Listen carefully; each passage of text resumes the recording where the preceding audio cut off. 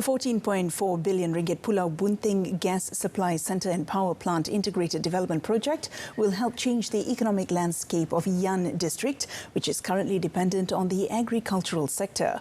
Prime Minister Datuk Seri Ismail Sabri Yaakob said the development of the project will make Yan akin to Johor's Pengerang district, which used to be a fishing village but is now a rapidly developing industrial area. Kerajaan Persekutuan komited menyokong pelaksanaan projek pembangunan berintegrasi pusat bekalan gas dan loji dana kuasa Pulau Bunting yang melibatkan 3 komponen utama bagi menjadikan kawasan ini sebagai hub ekonomi baru di kawasan utara. The Premier added that the project is vital to transform the region as an investment and industrial destination in the long term. Datuk Seri Ismail Sabri said this when officiating the Integrated Development Project on Pulau Bunting in Yan yesterday. Keluarga Malaysia Digital Economy Centre, PEDI, does not only provide stable internet access to a community, but also help the people to be more aware about online fraud and crimes. Minister of Communications and Multimedia, Tan Sri Anwar Musa, said various programs will be held at PEDI to benefit local communities, especially those related to national cyber security education.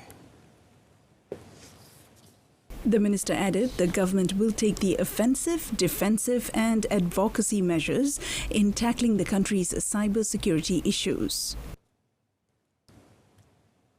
Untuk outreach program kepada komuniti ini dia paling dekat sekali dengan rakyat dan masyarakat. Jadi kalau dulu tumpu pada orang pergi nak guna internet, tapi apa khidmat balik pada komuniti? So aspek cyber security ini kena buat banyak level, di sekolah kena ada, di agensi, di jabatan kerajaan dan sebagainya. So PEDI adalah antara yang terdekat dengan pengguna-pengguna biasa.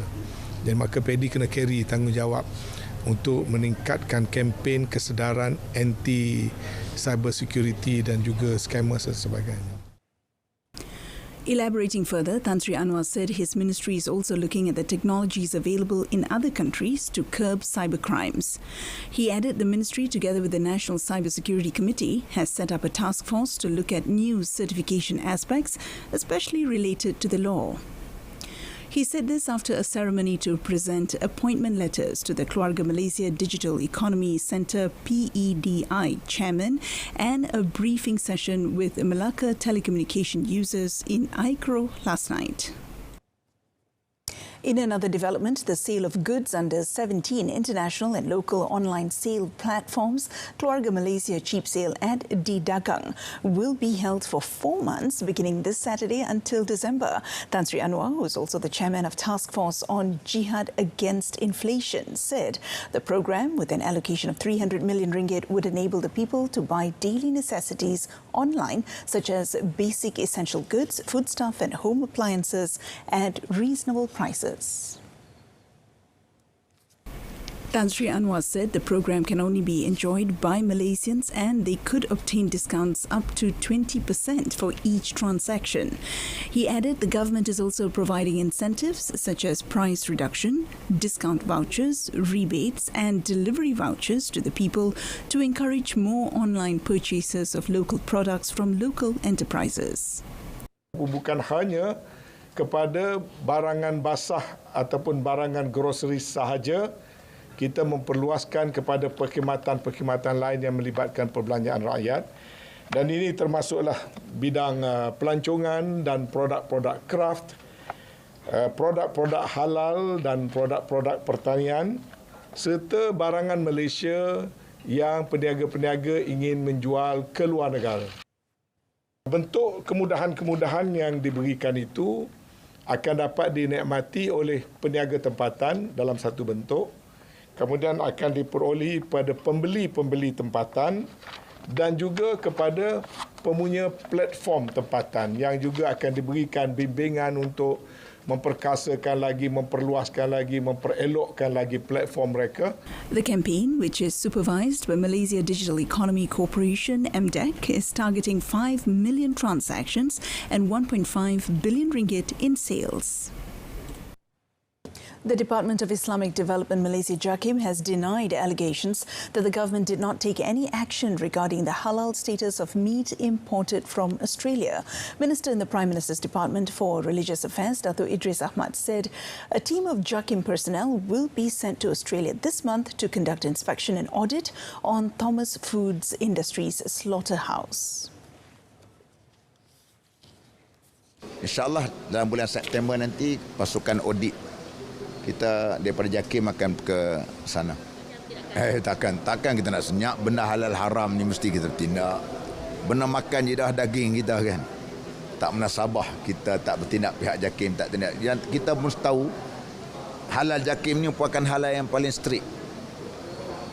Walaupun orang macam-macam orang desakkan supaya nak longgar tu kan, no. On 13th May, the approval granted to Malaysia's halal certified company in Australia, Thomas Foods International Lobethal, to export their meat was suspended immediately, pending a thorough investigation. The company allegedly breached slaughtering standard operating procedures, food safety, hygiene and halal standards. The Malacca Hospital's electricity supply system has been upgraded at a cost of 23.88 million ringgit, enabling the 92-year-old hospital to run on a more stable power supply. State Health Director Dato' Dr. Rusdi Abdul Rahman said the completion of the Health Ministry project would allow the hospital to provide more services for surgery, including neurosurgery. Before this, patients had to be referred to the Seremban Hospital or Kuala Lumpur Hospital for neurosurgery treatment. But now the procedure can be carried out without any constraints. Dato' Dr. Rusdi said for now there is only one expert stationed at the hospital, but on a rotation basis since July. Maksudnya ialah penggiliran itu ialah pakar-pakar daripada hospital lain datang secara tetap setiap hari, tetapi dia bergilir sebulan sekali untuk datang ke sini. Penggiliran itu mungkin boleh sebulan sekali, mungkin 2 minggu sekali lah, bergantung kepada keadaan yang diperlukan. Tetapi dengan cara itu insya-Allah bahagian pembedahan yang rasa boleh dibuat di Hospital Melaka, dia akan buat di Hospital Melaka insya-Allah. He was met after attending the handing over of the Malacca Hospital Electricity Supply System Upgrading Project Design and Build, which was officiated by Malacca Chief Minister Datuk Sri Sulaiman Mat Ali yesterday. The Sessions Court is scheduled to decide on whether Kinabatangan MP Datuk Sri Bung Mokhtar Radin and his wife, Datin Sri Zizi Izzati Abdul Samad, will be acquitted or ordered to enter their defence on charges of corruption amounting to 2.8 million ringgit over unit trust investments. Sessions Court Judge Rosina Ayub is scheduled to deliver her decision at 3 p.m. today.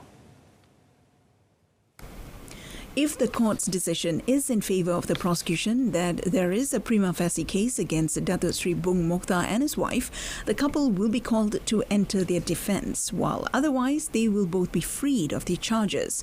On 17th May, the prosecution closed its case after calling 30 witnesses to testify at the trial, which began on 2nd January 2020. On 3rd May 2019, Datuk Sri Bung Mokhtar pleaded not guilty in the Sessions Court to 3 charges of accepting bribes amounting to 2.8 million ringgit to obtain approval for Felcra Berhad to invest 150 million ringgit in public mutual unit trusts. Datin Sri Zizi Izzati pleaded not guilty to 3 charges of abetting her husband in the matter at the same place, date and time. Pengerang MP Datuk Sri Azalina Uthman Said has sent in her resignation letter as the Special Advisor for Law and Human Rights to the Prime Minister, dated 29th August. The Prime Minister's office, in a statement, said Prime Minister Datuk Sri Ismail Sabri Yaakob has accepted her resignation with a month's notice, as mentioned in the letter. According to the statement, the 1 month's notice is to finish up work related to her staff. However, during the period, Dato' Sri Azalina will no longer be on duty at the Prime Minister's office, as she will be on leave from 1st September to the end of the month.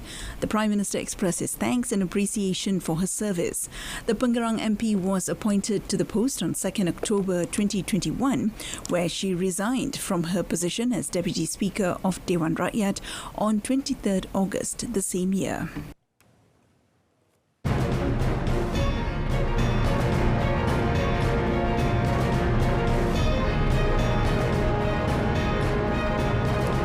our foreign segment's mysterious pneumonia kills 3 in Argentina.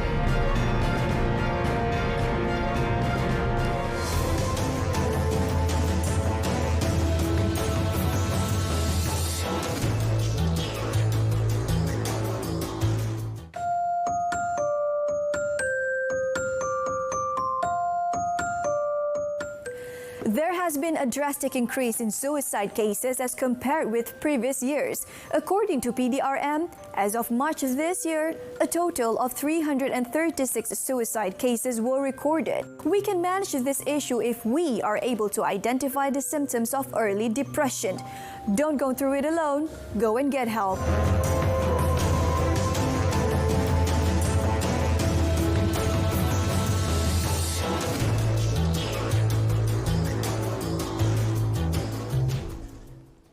The southwestern Chinese metropolis of Chengdu announced a lockdown of its 21.2 million residents as it launched 4 days of citywide COVID testing as some of the country's most populous and economically important cities battle outbreaks. The city government said residents of Chengdu, the capital of Sichuan province, were ordered to stay home from 6 p.m. yesterday, with households allowed to send 1 person per day to shop for necessities. Chengdu, which reported 157 domestically transmitted infections on Wednesday, is the largest Chinese city to be locked down since Shanghai in April and May. It remained unclear whether the lockdown would be lifted after the mass testing ends on Sunday. Other major cities, including Shenzhen in the south and Dalian in the northeast, have also stepped up COVID restrictions this week, ranging from work-from-home requirements to the closure of entertainment businesses in some districts. The moves curtailed the activities of tens of millions of people, intensifying the challenges for China to minimize the economic impact of a dynamic zero-COVID policy that has kept China's borders mostly shut to international visitors and make it an outlier as other countries try to live with the coronavirus. A 3rd person died this week in Argentina from pneumonia of unknown origin. 9 people in northwestern Tucumán province have been infected by the mysterious respiratory illness, including 8 medical staff at the same private clinic, and 3 have died since Monday. The 3rd victim was a 70-year-old patient admitted to the same clinic where staff have been infected ahead of her surgical procedure. The first patient died on Monday and the second on Wednesday. Authorities are conducting tests on the illness, but Tucumán Health Minister Luis Medina Ruiz said they have ruled out COVID, flu and influenza types A and B. Samples have been sent to the prestigious Malbrán Institute in Buenos Aires. Por supuesto, estamos estudiando, tiene en común el origen del foco, el nexo epidemiológico con los 6 iniciales, y estamos en proceso de investigar y descartar. The first 6 patients started exhibiting symptoms between 18 and 22 August. Of the last 3 cases, 2 are receiving hospital treatment and 1 is being monitored at home. Experts were analyzing the local water and air conditioners to see if it was a case of poisoning, while Medina said it could also be due to an infection. The Serum Institute of India, the world's biggest vaccine maker, has developed the country's first cervical cancer shot that will hit the market soon. 10 साल के लिए हमने प्रयास किए ये vaccine बनाई collaboration में DBT और ये मिनिस्ट्री के साथ और पहले हम हमारे देश को देंगे जैसे कि कोविड के टाइम में भी हुआ था और उसके बाद हम पूरी दुनिया को ये वैक्सीन देंगे क्योंकि दुनिया की महिलाओं के लिए ये वैक्सीन बनाई है और ये बहुत ज़रूरी है क्योंकि महिलाओं को काम करना है हेल्दी रहना है और उनके सुरक्षा के लिए ये बहुत ही ज़रूरी है. According to the World Health Organization, cervical cancer is the 4th most common cancer among women globally, with an estimated 604,000 new cases and 342,000 deaths in 2020. Two human papillomavirus HPV types, 16 and 18, are responsible for at least 70% of cervical cancers, and India's Department of Biotechnology said the Indian vaccine would work on HPV types 16 and 18, as well as 6 and 11. The European Medicines Agency EMA yesterday backed the use of Novavax's COVID-19 shot as a booster for adults ahead of an anticipated rise in infections this winter. The vaccine, Nuvaxovid, is designed to target the strain of the virus that originally emerged in China. The EMA's recommendation is for people who previously were inoculated with either the Novavax shot or any other COVID vaccine. Nuvaxovid made its debut well after first set of COVID-19 shots, including those from Moderna, Pfizer-BioNTech, AstraZeneca and Johnson & Johnson, were approved in different parts of the world. The hope was Nuvaxovid would incentivize people who were skeptical of some shots based on the newer mRNA technology to get vaccinated, given Nuvaxovid relies on technology that has been used for decades to combat diseases including hepatitis B and influenza. However, demand has been tepid. Last month, the US vaccine maker Novavax cut its annual revenue forecast by half on limited demand for its shot as a primary cause. Some experts have suggested that as a booster for people who have previously received other vaccines, it could still offer the potential of a broader spectrum of protection. Separately, the EMA backed two separate COVID-19 vaccine boosters updated to target the Omicron variant of the virus. Developed by Moderna and the team of Pfizer and BioNTech, the new so-called bivalent shots combat the BA.1 version of Omicron and the original virus first detected in China. Now, the head of the UN nuclear agency yesterday said the physical integrity of a Russian-held Ukrainian nuclear plant had been violated following frequent shelling on his team's first visit to the facility. A 14-strong team of inspectors from the International Atomic Energy Agency arrived at the facility yesterday to conduct security and safeguards activities after a risky journey across the front line and early morning shelling of the area. IAEA head Rafael Grossi said part of the inspectors will stay at Zaporizhzhia until Sunday or Monday to continue the assessment without specifying their number. The Argentine described the visit as productive and said he gathered lots of information. In spite of the fact that I was there for 4 or 5 hours, I saw a lot, and I have my people there. I was able to tour the whole site. I went into the units. I could visit the emergency systems, the diesel generators. Russian forces seized control of a Zaporizhzhia nuclear plant in southern Ukraine, Europe's largest, and the surrounding region shortly after the 24th February invasion. Both sides have traded blame for recent shelling near the plant, lying on the front line, sparking fears of a nuclear disaster. Hundreds of firefighters endured triple-digit temperatures yesterday, battling against a wildfire along a major highway as the western United States bakes under a fearsome heat dome. Super Scooper water-spraying aircraft were assisting the attack on the 5,000-acre blaze that took hold of a swath of countryside near Los Angeles in California. 7 firefighters had to be taken to hospital after suffering heat-related injuries in their bid to contain the root fire, which erupted on Wednesday. Fire chiefs said all of them have been discharged and none is seriously hurt. The inferno came as California and parts of Nevada and Arizona broiled under another day of blistering temperatures.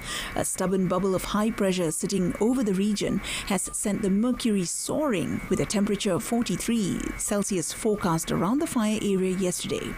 The heat dome is expected to last well into the week, with thermometers set to peak at 46 Celsius in some densely populated areas around Los Angeles over the upcoming Labor Day holiday weekend.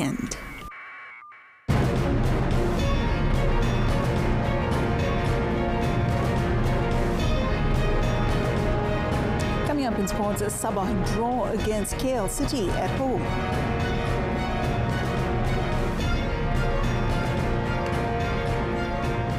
The National Sports Day 2022 HSN 2022 celebration will be held simultaneously across the country from 7th to 9th October, with the official opening scheduled for 8th October.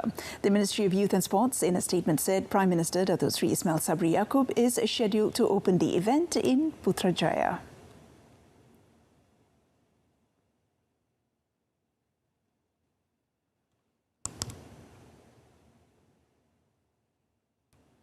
And in local football, Sabah FC drew 2-2 against Kuala Lumpur KL City FC in Super League action at the Likas Stadium in Kota Kinabalu, Sabah last night. KL City took the lead in the 5th minute when defender Giancarlo Gallifuoco headed in a free kick from captain Paulo Josue. Sabah then made several dangerous attempts on goal, but goalkeeper Kevin Ray Mendoza kept the home side at bay until half-time. Dominic Tan equalised for Sabah 2 minutes into the second half, as Gallifuoco and Akram Mahinan failed to clear the ball in front of the goal. Akram made up for the mistake when he headed in Josue's free kick in the 61st minute to put the visitors back ahead. Winger Sadil Ramdani emerged the hero for the Rhinos as he restored parity with the left-footed free kick in the 85th minute after Gary Steven Robart was brought down outside the box. Last night's result sees Sabah remain second in the table with 36 points from 17 matches, while KL City remained in 5th with 22 points from 16 matches. Manchester United collected a third straight win in the Premier League with a first-half Jadon Sancho goal, giving them a 1-0 win over Leicester City at the King Power Stadium early today. Sancho provided a cool finish, rounding keeper Danny Ward and slipping the ball home in the 23rd minute after being set up by Marcus Rashford from a Bruno Fernandes break down the right. James Maddison went close for Leicester with a superb free kick which brought an excellent save from United's David De Gea, but the home side struggled to create chances. After the break, United took few risks and lacked a cutting edge, with manager Erik ten Hag deciding to bring on Cristiano Ronaldo in the 68th minute. Ronaldo, who has been linked with a move away from the club during the transfer window, went close with a bicycle kick and added some life to United's attack. Leicester had a late chance to level, but fullback James Justin blasted high and wide from a promising position on the right as United collected back-to-back away victories. The win moves United up to 5th with 9 points from 5 matches, 6 adrift of leaders Arsenal and 4 behind second-placed Manchester City. Leicester stay bottom on 1 point. Meanwhile, Chelsea have reached an agreement with Barcelona to sign striker Pierre-Emerick Aubameyang, with defender Marcos Alonso going the other way. Sky Sports reported that the Premier League club are expected to pay a fee in the region of £10 million plus offer Alonso to sign Aubameyang, who joined Barcelona in February after leaving Arsenal. The Gabon international scored 13 goals in 24 games for the Catalan club, but was surplus to requirements after they signed Poland striker Robert Lewandowski from Bayern Munich and needed to offload players to comply with La Liga's financial rules. If Aubameyang's transfer to Chelsea goes through, he would return to the English top flight after 7 months, having played for Chelsea's London rivals Arsenal for 4 years. He would also be reunited with manager Thomas Tuchel after the pair previously worked together at Bundesliga club Borussia Dortmund. The 33-year-old was the Premier League's joint top scorer in the 2018-2019 season and led Arsenal to the FA Cup in the following campaign, but had a fallout with Arsenal and their manager Mikel Arteta last season over disciplinary issues. Aubameyang, who has 3 years left on his Barcelona contract, suffered a jaw injury following an armed robbery at his home and is expected to be out of action for 3 weeks. And in cycling, Richard Carapaz of Ineos Grenadiers won stage 12 of the Vuelta a España yesterday after attacking from a small group of riders on a long-range escape. Take a look. The stage covered 192.7 kilometers from Salobreña to Peñas Blancas. Carapaz was out of the general classification battle at the start of the stage, but the Olympic champion dropped his breakaway companions with his attack with just under 2 kilometers remaining. The Ecuadorian went on to seal his first La Vuelta stage win, banging his handlebars in celebration as he crossed the line 9 seconds ahead of Wilco Kelderman of Bora Hansgrohe, while Mark Soler of UAE Team Emirates finished third. Race leader Remco Evenepoel was forced wide by a motorbike at a corner 45 kilometers from home, causing him to suffer a painful fall. But the 22-year-old Belgian Evenepoel picked himself up and eventually led a group containing the top 5 in the overall standings to the summit finish near the Costa del Sol. That maintained his 2 minutes and 41 seconds advantage over defending champion Primož Roglič. 3 Spaniards round out the top 5, with Enric Mas of Movistar at 3 minutes and 3 seconds, local man Carlos Rodriguez at 4 minutes 6 seconds, and Juan Ayuso at 4 minutes 53 seconds. And with that, we end today's updates at noon. In our top story today, online Keluarga Malaysia cheap sale to offer 20% discounted items. Tune in to News at 10, coming up at 10 p.m. on My Freeview's saluran Berita RTM, channel 123. You can also stream the channel via YouTube or RTM Clicks, web portal and mobile app. Thank you for watching. I'm Mohana Priya. Salam Keluarga Malaysia.